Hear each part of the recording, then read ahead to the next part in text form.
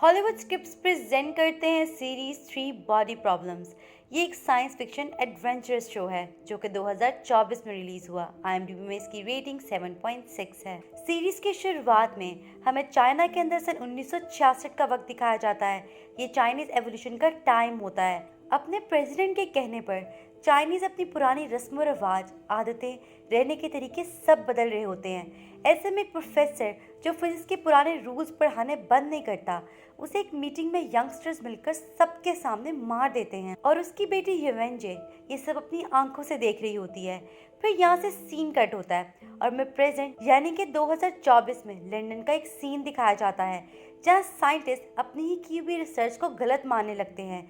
कुछ तो ऐसा बदलाव जरूर आया था जिसने साइंस के सभी रूल्स को उल्टा कर रख दिया था। बड़े बड़े साइंटिस्ट अपनी जान देने लगे थे और ऐसे उनके इस दुनिया को एडवांस बनाने के लिए शुरू किए सभी प्रोजेक्ट्स बंद हो गए थे। ये खबर ऐसी नहीं थी कि गवर्नमेंट इस पर ध्यान न देती, इसलिए ब्रिटिश इंटेलिजेंस के माहिर अफसर दाशी को इस केस की इन्वेस्टिगेशन का काम दिया जाता है, जो इस वक्त मरने वाले एक साइंटिस्ट के घर आए होते हैं। उन्हें वहाँ दीवार पर टाइम काउंटर की शक्ल में बहुत से नंबर्स दिखाई देते हैं जिसके आगे लिखा था I can still see it. उधर साइंटिस्ट की पूरी बॉडी चाकू से जख्मी थी, यहाँ तक कि उससे अपनी आंखों को भी नोच के निकाल डाला था। दूसरी तरफ लैब में हमें सोल नाम के एक साइंटिस्ट को दिखाया जाता है जो इस चीज पर रिसर्च कर रहा होता है कि आखिर अचानक उनकी सभी स्टडीज फेल कैसे हो गई। इसमें क्या उनकी गलती थी या अचानक दुनिया में कोई बहुत ही बड़ा चेंज आ गया था। यहीं पर हमें सोल की साथी साइंटिस्ट को भी दिखाया जाता है, वो भी बहुत बड़ा एक्सपेरिमेंट कर रही होती हैं। वो सोल से कुछ बात करती हैं और अगले ही सीन में किसी कुएं जैसी जगह पर गिरकर अपनी जान दे देती हैं, यानी कि एक और साइंटिस्ट की मौत। ये सुनने के बाद दाशी उनके ग्रुप के बाकी साइंटिस्ट पर नजर रखने का फैसला करता है क्योंकि उसे ऐसा लग रहा था कि अगला कोई इन्हीं के ग्रुप का मारा जाएगा। दाशी एक चीज ये भी नोटिस करता है कि जो साइंटिस्ट बड़े प्रोजेक्ट पर काम कर रहे थे उनकी मौत पहले हुई है। इसके बाद इनके ग्रुप में हमें सबसे पहले जिन को दिखाया जाता है जो कि मल्टी डायमेंशनल फील्ड पर रिसर्च कर रही होती है। फिर हमें ऑगी नाम की एक लड़की को दिखाया जाता है जो कि बहुत ही बड़ी कंपनी की साइंटिस्ट थी, जिसने अपनी कंपनी के लिए एक बहुत ही मजबूत नैनो फाइबर तैयार किया था जिसकी मोटाई इंसानी बाल से भी कम थी। ये दोनों आपस में यही डिस्कस कर रहे थे कि आखिर साइंटिस्ट क्यों खुदकुशी कर रहे हैं और हमारे बनाए हुए न्यू फार्मूलाज जो हमने फिजिक्स को मद्देनजर रख के बनाया है सभी फेल क्यों हो रहे हैं। अभी ये दोनों यही बातें कर रहे होते हैं कि ओगी को अचानक काउंटडाउन दिखाई देता है और वो जब अपने साथी से इस चीज के बारे में पूछती है तो वो कहता है कि मुझे कोई काउंटडाउन नजर नहीं आ रहा। ये चीज ओगी को बहुत परेशान करती है। फिर अगले दिन ओगी दोबारा जिन से मिलकर ये बात डिस्कस करती है कि मुझे हर थोड़ी देर बाद गोल्डन लाइन से चमकता हुआ काउंट डाउन दिखाई देता है जो मेरे अलावा कोई देख नहीं पाता। ये सब मुझे बहुत अजीब लग रहा है। फिर साइंटिस्ट का पूरा ग्रुप इस पर डिस्कशन करता है, लेकिन किसी के पास भी ओगी को दिखने वाले काउंटडाउन की वजह मालूम नहीं थी। वो स्ट्रेस में होटल के बाहर आकर बैठ जाती है जहाँ अचानक एक लड़की आ जाती है। वो ओगी का सिगरेट जलाते हुए उससे बात करना शुरू कर देती है। वो कहती है कि मैं जानती हूँ कि तुम्हें गोल्डन काउंटडाउन नजर आ रहा है। उसके मुंह से ये अल्फाज सुनते ही ओगी हैरान हो जाती है। वो लड़की उसे मजीद बताती है कि जैसे ही वो काउंटडाउन 0 पर आएगा तो तुम भी बाकी साइंटिस्ट की तरह मारी जाओगी। ओगी उसे सवाल करती है कि आखिर तुम कौन हो। वो लड़की अपना नाम तातियाना बताती है। वो कहती है कि इस काउंटडाउन को रुकने का सिर्फ एक ही रास्ता है कि तुम जिस नैनो फाइबर प्रोजेक्ट पर काम कर रही हो उसे अभी के अभी रोक दो। ओगी कहती है कि आखिर मैं तुम्हारी बात क्यों मानूं, मैंने इस प्रोजेक्ट में बहुत मेहनत की है। जवाब में वो लड़की कहती है कि अगर तुम्हें मेरी बात पे यकीन नहीं है तो कल रात तुम आसमान में देखना, पूरा यूनिवर्स तुम्हें यही करने का इशारा दे रहा होगा। फिर अगले दिन ओगी इस लड़की की बातों का सच जानने के लिए सोल के साथ रात 12 बजे सड़क पर बैठ जाती है और हैरानकुन तौर पर सभी सितारे एक साथ चमकने लग जाते हैं। वो सितारे बार बार ब्लिंक कर रहे होते हैं, ऐसा लग रहा होता है कि जैसे कोई कोड बता रहे हों। सोल उस कोड को नोट कर लेता है और ओगी कहती है कि ये कोड उस काउंटडाउन को मैच कर रहा है। अब अगले दिन उसके नैनो फाइबर की लॉन्च थी और उसके काउंटडाउन में सिर्फ 1 मिनट का वक्त रह गया था। वो जल्दी से अपने बॉस को कहकर इस प्रोजेक्ट को बंद करवा देती है और हैरानकुन तौर पर उसका काउंटडाउन भी रुक जाता है। जिसके बाद ओगी समझ गई थी कि जितने भी साइंटिस्ट मारे गए हैं उन्हें उनकी किसी न किसी रिसर्च को बंद करने का कहा जा रहा था और उनके ऐसा ना करने पर उन्हें मरने पर फोर्स किया गया। अब ओगी के जहन में बहुत से सवाल थे कि आखिर ऐसा कौन हो सकता है जो इंसानों को टेक्नोलॉजी में आगे नहीं बढ़ने दे रहा, और आखिर वो ऐसी कौन सी ताकत है जिसने इस पूरी दुनिया को कंट्रोल करके फिजिक्स के रूल्स को ही बदल डाला है। फिर हमें जिन को दिखाया जाता है जो अपनी शादी के मरने के बाद उसकी मॉम के घर पे थी, जहाँ साइंटिस्ट की मॉम उसका बनाया हुआ एडवांस हेलमेट उसे देती हैं, जिसे लेकर जिन अपने घर आ जाती है। जिन इस हेलमेट को पहनते ही वर्चुअल रियलिटी में पहुंच जाती है, गेम की एक ऐसी दुनिया जहां उसे सब कुछ असल दिखाई दे रहा होता है, उसे सब कुछ रियल लग रहा होता है। वो इंसानों को टच कर सकती थी, लेकिन वो परेशान होकर इस हेलमेट को उतार देती है और अगले दिन वो जैक को हेलमेट दिखाती है और कहती है कि ऐसा एडवांस हेलमेट आज की तारीख में कोई नहीं बना सकता। उससे ये सब कैसे किया होगा मुझे नहीं पता। अब इस हेलमेट की मजीद क्वालिटीज चेक करने के लिए ये दोनों एक साथ हेलमेट पहनकर उस वर्चुअल रियलिटी में चले जाते हैं। ये एक ऐसी गेम थी जहां अजीबोगरीब किस्म के नेचुरल डिजास्टर आया करते थे, जैसा कि गर्मी का इतना बढ़ जाना कि वहाँ के लोग सूख जाया करते थे। कभी मौसम इतना ठंडा हो जाता था कि तूफान रुक ही नहीं पाता था, और कभी कभार तो यहाँ की ग्रेविटी खत्म हो जाती थी। इन हार्श कंडीशंस के अंदर वहाँ के इंसानों ने अपने आप को सुखाकर स्लीप मोड में भेजना सीख लिया था, और सही मौसम आने पर वो लोग अपने आप को पानी में डालकर जिंदा कर लिया करते थे। असल में गेम ये थी कि उन्हें फिजिक्स के जरिए पता लगाना था कि इस प्लानेट का टेम्परेचर इतनी जल्दी चेंज कैसे हो जाता है। जैक और जिन दोनों ही बहुत ज़हीन साइंटिस्ट थे। वो जल्दी ये बात पता चला लेते हैं कि प्लैनेट जिस सोलर सिस्टम के अंदर है वहाँ एक नहीं तीन सूरज हैं, जिनके एक साथ ऑर्बिट में रिवॉल्व करने की वजह से मौसम इतनी जल्दी चेंज हो जाता है। और जैसे ये तीनों सूरज एक लाइन में आ जाते हैं, इस दुनिया में आग लग जाती है। और ये जानने के बाद उन्होंने गेम का पहला लेवल पार कर लिया था। गेम के नेक्स्ट लेवल पर हमें दिखाया जाता है कि आइजैक न्यूटन जैसे बड़े साइंटिस्ट इस गेम के अंदर इस प्लैनेट की 3 बॉडी प्रॉब्लम सॉल्व करने आए थे। 3 बॉडी प्रॉब्लम मीन 3 सूरज का एक प्लैनेट के गिर्द रिवॉल्व करना। वो देखते हैं कि 3 बॉडी प्रॉब्लम्स को सॉल्व करने के लिए यह साइंटिस्ट ने इंसानों के जरिए एक बहुत बड़ा कंप्यूटर बनाया था, वो भी कैलकुलेशन के जरिए। तभी यहाँ खड़े जिन और जैक सभी चीज़ों को अच्छी तरह अंदाज़ा लगाते हैं और कहते हैं कि 3 बॉडी प्रॉब्लम कभी भी सॉल्व नहीं हो सकता, ये एक अनसॉल्वेबल प्रॉब्लम है। और उनके ऐसा कहते ही यहाँ पर एक लड़की आकर उन्हें बताती है कि तुमने बिल्कुल ठीक बताया, तुम लेवल 2 पार कर चुके हो, और अगर तुमने लेवल 3 पार कर लिया तो तुम्हें गेम के क्रिएटर से मिलवाया जाएगा। फिर यहाँ से सीन कट हो जाता है और हमें पास में चाइना का सीन दिखाया जाता है, जहाँ मरने वाले प्रोफेसर की बेटी येवेंजे को मिलिट्री पकड़ कर ले जाती है। पहले पहले तो उसे मजदूरी करवाई जाती थी, लेकिन जब मिलिट्री वालों को उसके साइंस पे लिखा हुआ एक आर्टिकल मिला तो उसका टैलेंट को जानते हुए वो उसे खुफिया बेस में ले जाते हैं, जहाँ उसे पता चलता है कि चाइनीज ने एक बहुत बड़ा ट्रांसमीटर लगाया हुआ है जो कि सिग्नल्स को दुनिया के बाहर भेजता है। इसका मकसद ये था कि अगर दुनिया के बाहर कोई एलियन रहता है और वो इन्हीं की तरह एडवांस है तो वो उनसे कांटेक्ट करे। थोड़ी सी कैलकुलेशन के बाद येवेंजे सारी बात समझ आती है और अपने हेड को बताती है कि उनके ट्रांसमीटर दूसरे प्लैनेट पर सिग्नल भेजने के लिए कमजोर है, लेकिन अगर ट्रांसमीटर का रुख सूरज की तरफ कर दिया जाए तो वो उसकी ताकत बढ़ाकर दूसरे प्लैनेट पर सिग्नल पहुंचा सकता है। 8 साल के एक लंबे अरसे बाद आखिर एक दिन उसे एलियन का मैसेज आता है, जिसे देखकर वो बहुत शॉक हो जाती है। एलियन ने लिखा था कि अगर आप अपने प्लैनेट और प्लैनेट के लोगों को बचाना चाहते हैं तो आइंदा कभी हमसे कांटेक्ट ना करें, वरना इंसानों की सोसाइटी तबाह हो जाएगी।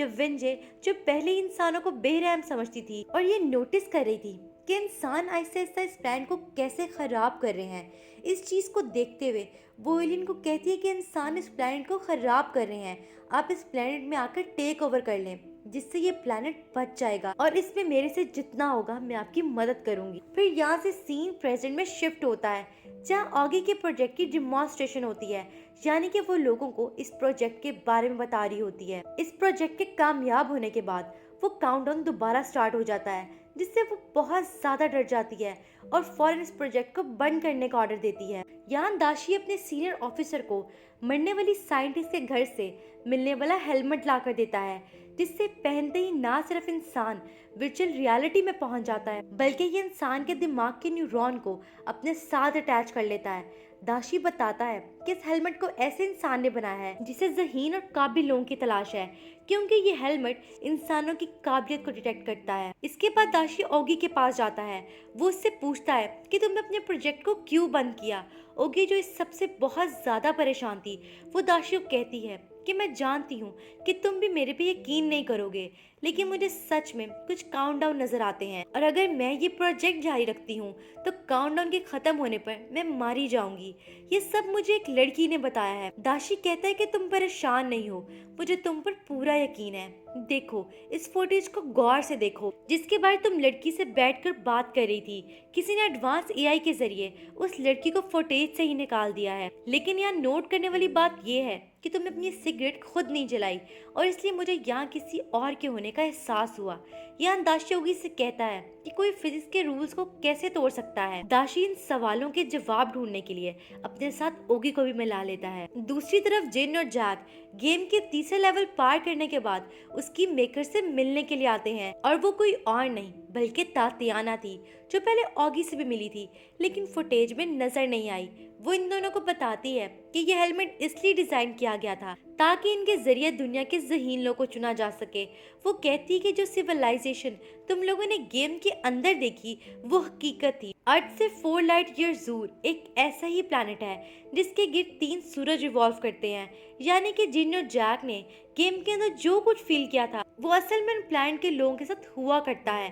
वो कहती है कि सिर्फ यही नहीं, उस हेलमेट के जरिए एलियन भी उनसे कांटेक्ट कर रहे हैं। एलियन तो उनकी तरह दिखते भी नहीं है। अपनी बात समझाने के लिए उन्होंने अपने आप को इंसानों जैसा बना लिया है। वक्त गुजरा और सेंटी एलियंस ये बात समझ गए कि जल्दी ये तीन सूरज उनके प्लैनेट को तबाह कर देंगे। अगर उन्हें जिंदा रहना है तो जल्दी उन्हें कोई और प्लैनेट ढूंढना होगा जहाँ वो सांस ले सकें। ऐसे में उन्हें अर्थ का पता चला और वो लोग अपनी हजारों स्पेसशिप बनाते हुए अर्थ के लिए निकल पड़े हैं, और ये लोग आज से पूरे 400 साल बाद अर्थ पर पहुंच जाएंगे। वो बताती कि एलियंस इन ज़हीन इंसानों से इस तरह से कांटेक्ट कर रहे हैं कि उनके यहाँ रहने को आसान बनाएं, और इंसानों को भी यह बात समझाएं कि सेंटी एलियंस और इंसान हंसी खुशी इस प्लैनेट यानी अर्थ पर रह सकते हैं। वो बताती है कि एलियंस के लिए काम एक सीक्रेट ऑर्गेनाइजेशन कर रही है जो अर्थ में होने वाली एडवांसमेंट को रोक रही है, और वही साइंटिस्ट को भी मार रही है ताकि इंसान इतनी तरक्की ही ना कर ले कि वो सेंटी एलियंस को ही हरा दे। तातियाना की सारी कहानी सुनने के बाद जैक को गुस्सा आ जाता है। वो आखिर इंसानों को छोड़कर इंसानों को नुकसान पहुंचाने वाले एलियंस की मदद क्यों करता, जबकि जिन इस काम के लिए राजी हो जाती है। इसके बाद उसे एक पार्टी का इनविटेशन कार्ड दिया जाता है। इस पार्टी में जिन को इस ऑर्गेनाइजेशन की लीडर से मिलवाया जाना था। फिर यहाँ से सीन पास्ट में शिफ्ट हो जाता है, जहाँ ये वेंजे एलियंस को अर्थ पे आने का मैसेज और साथ ही अर्थ की लोकेशन भेज चुकी थी। उसे इस चाइनीज मिलिट्री ऑर्गेनाइजेशन के अंदर माइक नाम का एक बिलियनर इंसान मिलता है। इंसानों को लेकर इन दोनों की सोच बहुत मिलती जुलती थी। दोनों को लगता था कि इंसान एक राक्षस है। माइक को भी लगता था कि अगर एलियंस इस दुनिया में आ जाएं तो अर्थ भी सेव रह सकती है और इंसान भी ठीक हो सकते हैं। अब वो अपनी सोच को पूरा करने के लिए यवेंजे को चाइना से निकालकर यूएस से ले आता है। माइक के पास बहुत ही पैसे थे। उसने बहुत बड़ी बड़ी शिप्स खरीदी जिस पर एलियन से कांटेक्ट करने के लिए बहुत बड़े बड़े एंटीनास लगाए, जहां उन्हें अर्थ की सारी इंफॉर्मेशन एलियंस को दे दी। इसके बाद हमें प्रेजेंट में जैक को दिखाया जाता है, जो कि अब अपने घर आ चुका था। तातियाना भी उसके पीछे आती है। वो उसे कहती है कि जो साइंटिस्ट हमारा साथ नहीं देते उसे जीने का कोई हक नहीं है। ऐसा कहते ही वो जैक को मार देती है और खुद को सीसीटीवी से गायब कर देती है। जैक के मरने के बाद जिन को भी एहसास हो जाता है कि वो गलत लोगों का साथ देने जा रही थी, इसलिए वो दाशी और उसके सीनियर ऑफिसर को तातियाना की सारी कहानी सुना देती है। जिन अब तातियाना के ग्रुप से बाहर निकलना चाहती थी, हालांकि वो ये बात जानती थी कि अगर उसने ऐसा किया तो वो मारी जाएगी। इसलिए दाशी उसे मशवरा देता है कि तुम उन्हीं के ग्रुप में रहने का नाटक करो, उनकी सारी इन्फॉर्मेशन हमें ला के दो। दाशी उसे सीक्रेट कल को पकड़ाने के लिए मदद मांगता है, जो असल में एलियन को इस दुनिया में बुलाना चाहते थे, और अगर कल का लीडर पकड़ा जाता तो ये मसला खुद ब खुद ठीक हो जाता। फिर यहाँ से सीन दोबारा पास में शिफ्ट हो जाता है, जहाँ ये वेंजी और माइक को दिखाया जाता है, जिन्होंने काफी साल पहले एलियन से कम्युनिकेट करने के लिए एंटीनास लगाए थे। अब हमें माइक को दिखाया जाता है, जो काफी बूढ़ा हो चुका होता है। वो पिछले 50 सालों से इंसानों के एडवांसमेंट की हर इंफॉर्मेशन एलियन को भेज रहा था, और इसने जो कल ग्रुप बनाया था वो भी काफी बड़ा हो चुका था। एक दिन जब माइक एलियन को इंसानों की झूठ बोलने वाली आदत के बारे में बता रहा होता है, एलियन समझ जाते हैं कि वो कभी भी इंसानों पर भरोसा नहीं कर पाएंगे और इनके साथ भी रहना मुश्किल हो जाएगा। इसलिए उन्होंने माइक को भी रिप्लाई देना बंद कर दिया था। इसके बाद हमें दिखाया जाता है कि जिन दाशी के कहने पर उस कल की मीटिंग में जाती है, वो वहाँ ये देखकर हैरान रह जाती है कि इस ग्रुप की लीडर उसकी मरने वाली दोस्त की मॉम थी। हमें यहाँ ये भी पता चलता है कि वो औरत असल में ये विंजे है जो बूढ़ी हो चुकी है। वो वहाँ स्पीच करते हुए कहती है कि इंसान बहुत बेरहम है, उनसे अच्छा तो वो सेंटी एलियंस है जो आज से पूरे 400 साल बाद जमीन पर आएंगे। हमें अर्थ को उनके रहने के काबिल बनाना होगा, हमें अर्थ को मजीद एडवांस होने से रोकना होगा। इसी स्पीच के दौरान पुलिस वहाँ रेड मारती है, सभी लोगों को पकड़ा जाने लगता है। तातियाना गुस्से में पुलिस और जिन पर गोली चलाती है। गोली चलाने की वजह से वहाँ भगदड़ मच जाती है, लेकिन पुलिस ने भी ये विंजे समेत कई लोगों को गिरफ्तार कर लिया था। इसी दौरान दाशी ने जिन को भी बचा लिया था, लेकिन तातियाना उनके हाथ से निकल गई थी। फिर दाशी ये विंजे से इन्वेस्टिगेशन करता है, जहाँ ये विंजे बताती है कि उसका साथी माइक अभी भी अपनी शिप के जरिए एलियन से कांटेक्ट में है और उसे कोई भी नहीं पकड़ सकता क्योंकि वो इंटरनेशनल वाटर्स में है। सो अब दाशी अपने सीनियर ऑफिसर के साथ मिलकर एक प्लान बनाता है। वो कहता है मैं इलीगली शिप को तबाह करके वहाँ से इंसानों के सारे डाटा को निकालना होगा। वो अपने इस प्लान में ओगी से मदद लेता है। वो उसे दोबारा नैनो फाइबर बनाने के लिए कहता है, जिसकी मदद से वो इस शिप को तबाह कर सकते थे। ये नैनो फाइबर इनविजिबल होने के साथ साथ बहुत ही मजबूत थे, जो किसी भी चीज को काट सकते थे। ये लोग बोट की पोजीशन को जानते हुए उसके पास के एक आइलैंड पर नैनो फाइबर का जाल बिछा देते हैं, और जब बोट उसके अंदर से गुजरती है तो वो कई हिस्सों में डिवाइड हो जाती है। बोट के साथ साथ उसके अंदर के इंसान भी मारे जाते हैं। माइक डाटा को बचाना चाहता था, लेकिन वो भी मारा जाता है और सारा डाटा दाशी और उसकी टीम के हाथ लग जाता है। अब दाशी और उसकी टीम जब इस डाटा को रीड करने की कोशिश कर रहे होते हैं तो उन्हें कुछ समझ नहीं आता। तभी वो देखते हैं कि सेंटी एलियंस ने उनके लिए सारा डाटा रीडेबल बना दिया था। फिर दाशी और सीनियर ऑफिसर वर्चुअल हेलमेट पहनकर एलियन से कांटेक्ट करने लगते हैं। एलियन उन्हें बताते हैं कि काफी साल की रिसर्च के बाद हमें ये पता चला है कि इंसान बहुत ही बड़ा चीटर, धोखेबाज है, जो अपने जैसे इंसानों पर हमला करके उन्हें कमजोर करके उन पर हुकूमत करता है। इंसानों का दिमाग काफी तेज है। वो अपने आप को मुसीबत में देखकर उसका हल फौरन तलाश करता है। एलियन बताते हैं कि इंसानों ने हमारी सोच से ज्यादा तरक्की कर ली है और जब हम 400 साल बाद जमीन पर लैंड करेंगे तो शायद वो हमसे ज्यादा ताकतवर हो चुके होंगे, और इस मसले के हल के लिए एलियंस ने आसमान पर ऐसी टेक्नोलॉजी बनाई जिससे पूरी अर्थ कवर हो सकती थी। ये एक तरह का एआई कंप्यूटर था और इन्हीं कंप्यूटर से एलियंस इंसानों पर नजर रखे हुए था, और वो सारी तब्दीलियां इसी वजह से हो रही थी जिस वजह से सारे साइंटिस्ट परेशान थे। और इन्हीं कंप्यूटर की मदद से वो एलियंस 4 लाइट ईयर्स दूर होने के बावजूद इंसानों की टेक्नोलॉजी को बंद करवा सकते हैं, और जो साइंटिस्ट एलियंस की बात नहीं मानते तो एलियंस उन्हें मरवा देते हैं ताकि इंसान कभी भी टेक्नोलॉजी में आगे ना बढ़ पाए। इसके बाद हमें दिखाया जाता है कि एलियंस आसमान पर अपने एआई सिस्टम को विजिबल कर देते हैं। अब सभी इंसान ये देख रहे होते हैं। इस पूरे सिस्टम के अंदर एक आंख बनी हुई थी। अब सीनियर ऑफिसर हेलमेट उतारते हैं। वो देखते हैं कि आसमान में एक आंख बनी हुई है। जमीन पर अफरा तफरी फैल चुकी थी। एलियन पूरी दुनिया के डिजिटल ग्लास पे एक मैसेज लिख चुके थे कि यू आर बग्स। इंसान कीड़े मकोड़ों से ज्यादा कुछ नहीं है। इंसानों के चारों तरफ अब आसमान नहीं बल्कि एलियंस का फैलाया हुआ एआई था। ये न्यूज अब पूरी दुनिया में फैल चुकी होती है कि एलियंस आने वाले हैं और वो इस दुनिया के सभी साइंटिस्ट को मार डालेंगे। लोगों में डर फैल जाता है, हर तरफ अफरा तफरी मच जाती है। इस सिचुएशन पर यूएन की मीटिंग बुलाई जाती है।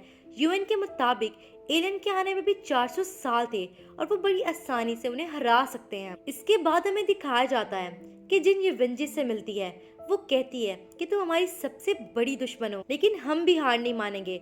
उधर दाशी के सीनियर ऑफिसर दुनिया में बचे सारे साइंटिस्ट की मीटिंग बुलाता है। उन्हें अब मिलकर एलियंस के बारे में सारी इंफॉर्मेशन निकालनी थी कि वो क्या खाते हैं, कैसे रहते हैं। साइंटिस्ट यहाँ मशवरा देते हैं कि अगर हम किसी प्रॉप को बनाकर स्पेसशिप में भेजें तो वो हजारों में से किसी एक एलियन शिप से टकरा ही जाएगा, और इस तरह हम एलियन के बारे में पता लगा सकेंगे। सबको ये आइडिया बहुत पसंद आता है। जिनकी लीडरशिप में ये लोग कुछ ही सालों में ऐसा प्रॉप बना लेते हैं जो लाइट स्पीड से ट्रैवल करता हुआ स्पेस में जाएगा। यहाँ एक साइंटिस्ट मशवरा देता है क्यों ना उस प्रॉप के अंदर एक इंसानी दिमाग को रखा जाए जो एलियन की स्पेसशिप के साथ टकराते ही सारा डाटा जमीन पर भेज दे। लेकिन इसके लिए अपना ब्रेन कौन देता? उन्हें किसी आम इंसान का दिमाग नहीं चाहिए था, बल्कि ज़हीन साइंटिस्ट का दिमाग चाहिए था। यहाँ पे जिनको अपने एक साथी विल की याद आती है जिसे कैंसर था। वो इंसानों को बचाने के लिए अपनी जान की कुर्बानी देने के लिए तैयार हो जाता है और अब प्लान के मुताबिक उसके ब्रेन को प्रॉप में डाल दिया जाता है।